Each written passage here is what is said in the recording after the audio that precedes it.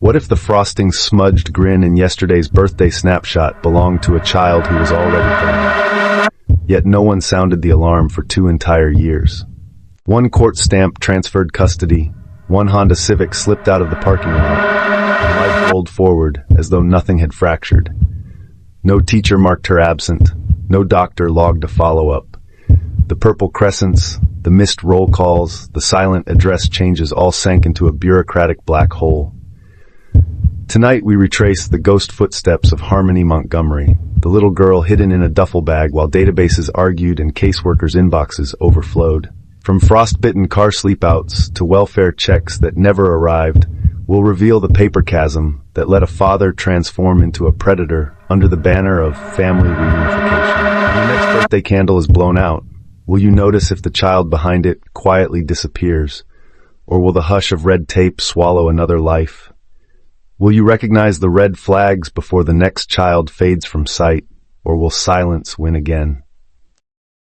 Welcome to Crime Bite. In this channel, we peel back the layers of those hidden realities, raw evidence, conflicting testimonies, and emotional pleas for help that too often come too late.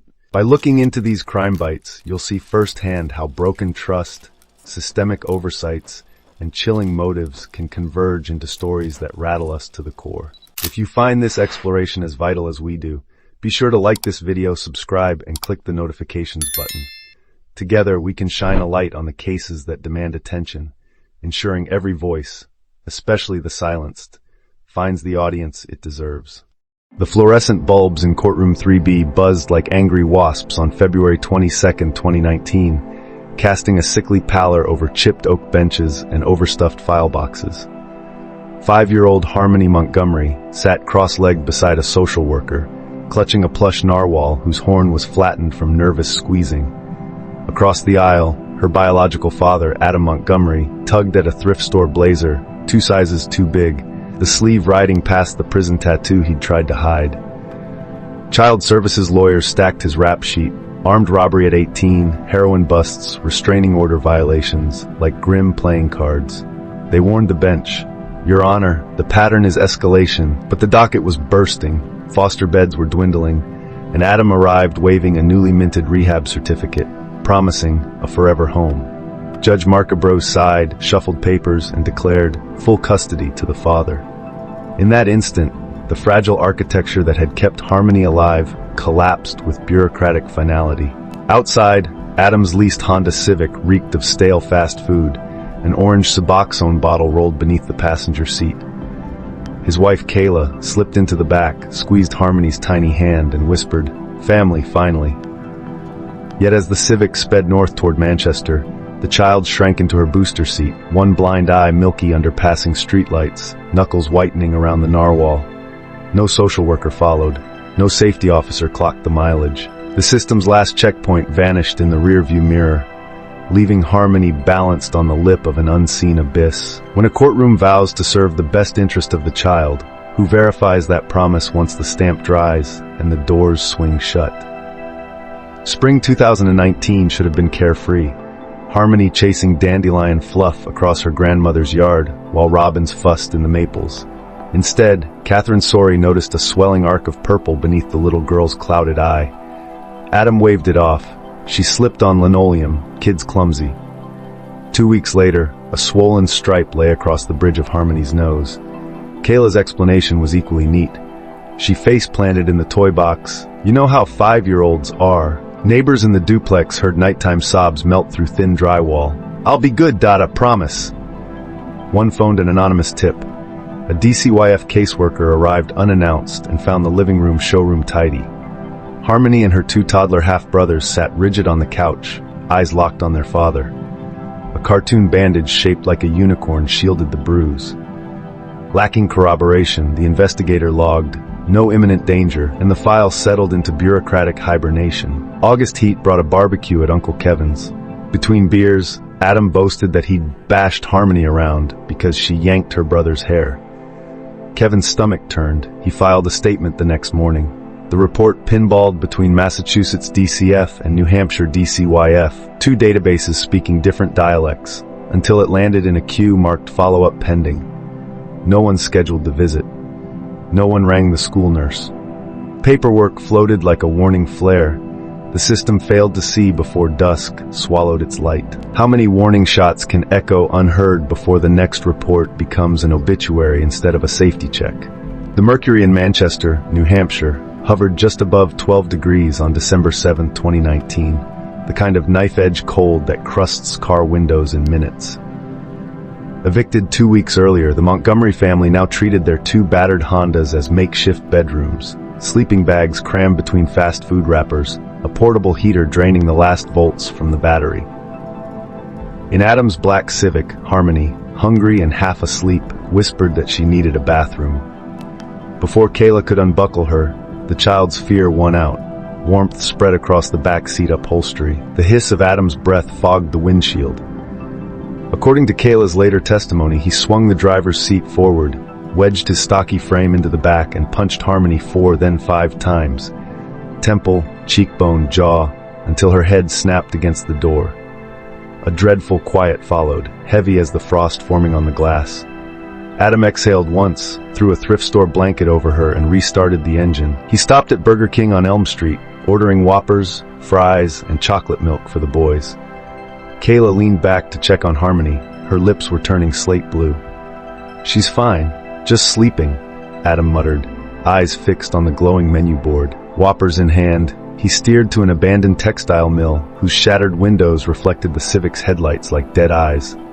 Behind a row of rusted dumpsters, he slid Harmony's limp form into a faded camo duffel, the kind hunters use for decoys, zipped it, and wedged it between subwoofers in the trunk. For the next 2 years, that duffel became a morbid suitcase, hauled from trunk to closet to storage unit, while authorities chased paperwork instead of a missing child. What warped equation convinces a parent that hiding a tiny corpse is simpler than admitting a lethal mistake? And how many touch that secret before someone finally screams the truth? Over the next 9 months, Harmony's body became an unholy suitcase. Closet to car, car to ceiling cavity at Adam's plumbing job, ceiling to a cooler in a friend's apartment building. Each transfer spread microscopic evidence: hair strands, trace blood, adipocere smears, like breadcrumbs awaiting future black lights. Kayla claimed Adam made her help once, gagging from smell. He threatened her and their 2 sons if she spoke. Meanwhile, they used Harmony's social security number to collect over $1,500 in SNAP benefits, feeding a child already dead.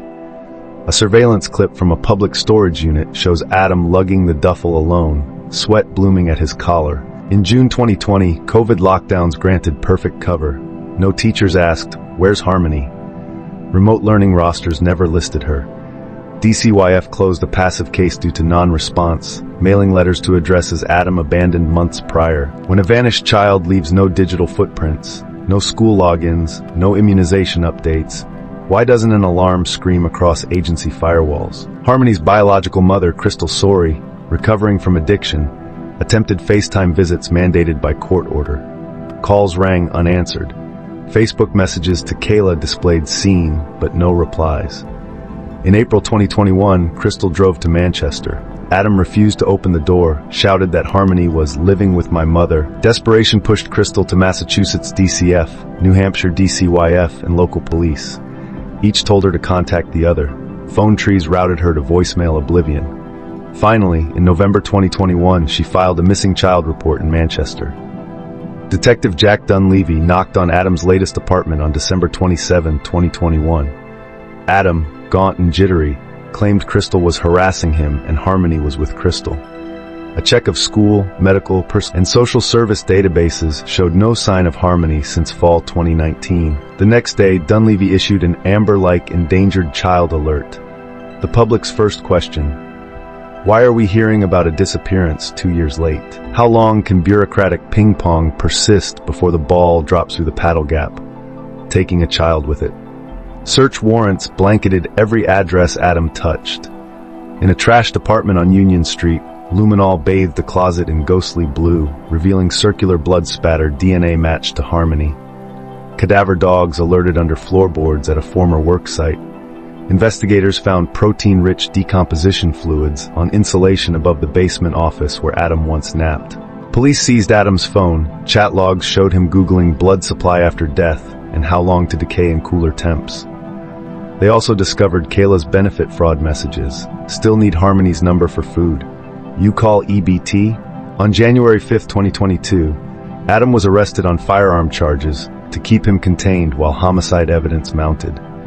Kayla, arrested for welfare fraud, flipped under plea negotiation, describing the Burger King run and duffel movements. Detectives realized they might never recover Harmony's remains, but they could still prosecute a no-body murder. When a corpse vanishes, can the echo of scientific residue speak loudly enough to secure justice? February 5, 2024, Hillsborough County Superior Court converted into a crucible. Prosecutors unveiled luminol photos, storage unit footage, and Kayla's shaky testimony, each detail landing like a hammer. Defense counsel argued absence of a body equals reasonable doubt, blaming Kayla for concocting a tale to save herself. But blood droplet morphology expert Dr. Elise Hahn mapped arc patterns proving blunt force blows. Digital forensics analyst Miguel Arroyo traced the snap fraud logins to Adam's IPs months after Harmony's last sighting. The jury's gazes hardened. 12 days, 54 witnesses, 200 exhibits. Closing arguments painted a father who fed, clothed, and loved his daughter versus a predator who weaponized her blindness. The jury retired with 42 pages of instructions and the indelible sound of Kayla's recorded 3 a.m. confession sobs. Can persuasive storytelling overcome the void of a missing body, or will that void swallow doubt and verdict alike? 9 tension-soaked hours after deliberations began, the bailiff guided the jury back into Hillsborough Superior Court. Foreperson Denise Hargrove gripped the verdict form as if it were burning through her fingers. She cleared her throat once, and the courtroom fell into a vacuum, quiet hush. We find the defendant, Adam Montgomery, guilty of second-degree murder, guilty of witness tampering, guilty of abuse of a corpse, and guilty of falsifying physical evidence. In the defense chair, Adam's face registered nothing, eyes fixed on a distant point beyond the judge's bench, jaw hanging slack. Reporters later noted it was the same hollow stare he'd worn through weeks of testimony, as though emotion were a foreign language he refused to learn. The sentencing phase unfolded like a cruel encore. Prosecutors opened with a home video montage. Harmony's giggles ringing over footage of her making snow angels, her pink mittens flashing against white. When the clip faded, forensic psychiatrist Dr. Alejandra Zamora described Adam's childhood of bruises, narcotics, and juvenile lockups. An origin story, she said, that mutated into lethal parenting. The state rebutted by replaying Adam's stone-cold reaction as Kayla described the Burger King stopover while Harmony lay dying in the back seat. The jury winced. The point landed. Judge Amy Bissonette read the sentence with flint in her voice. 45 years to life, to run consecutively with your existing 30-year federal sentence. Quick math meant Adam would be nearly 90 before breathing unbarred air, if ever. She closed with a warning that sounded more like a vow. Should Harmony's remains be recovered, this court reserves the right to impose additional charges commensurate with that discovery. When a courtroom door slams on a killer, can a mother finally step toward peace while her child's resting place remains lost to silence? Projected on towering screens inside both Boston's and Concord's hearing rooms, Harmony Montgomery's gap-toothed grin became the silent witness to 2 hastily convened hearings that asked one scorching question. How can a child vanish under state custody for 2 years without a single alarm? Legislators listened as IT directors admitted the obvious.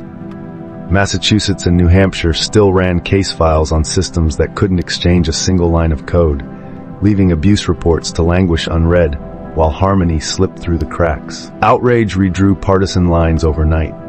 By week's end, a trilogy of bills christened the Harmony's Hope Acts promised a live interstate dashboard, surprise welfare checks within 30 days of any custody handoff, and felony charges for guardians who misreport a child's location. Civil liberties lawyers decried the proposed body cam rule as Big Brother in the nursery, while budget hawks grimaced at a projected $42 million rollout. Yet switchboards melted with callers insisting cost was irrelevant if it meant no child would ever be lost again. Outside the marble buildings, activists seized the narrative. Each night, Harmony's face was projected onto the Massachusetts State House dome, teal ribbons flickering across its gold leaf as crowds lit candles for a rally dubbed light the data gap. On TikTok, #NeverLostAgain exploded with explainers that translated bureaucratic jargon into 60-second animations, urging viewers to email their representatives before scrolling away. The momentum leapt state lines. Within a month, legislators in Maine, Vermont, and Rhode Island drafted mirror bills, and a U.S. House subcommittee floated a national Amber Ledger, a blockchain registry for high-risk custody cases. Critics jeered at tech glitter, but parents of missing kids testified that any imperfect tool beat the digital silence that swallowed harmony. Yet beneath the legislative sprint lurked a staffing crisis. Child protection agencies were bleeding social workers faster than job boards could fill them. Passing laws without boots on the ground risked turning Harmony's legacy into another unfunded promise. As roll call votes neared, the real battle was no longer writing reform, it was funding it.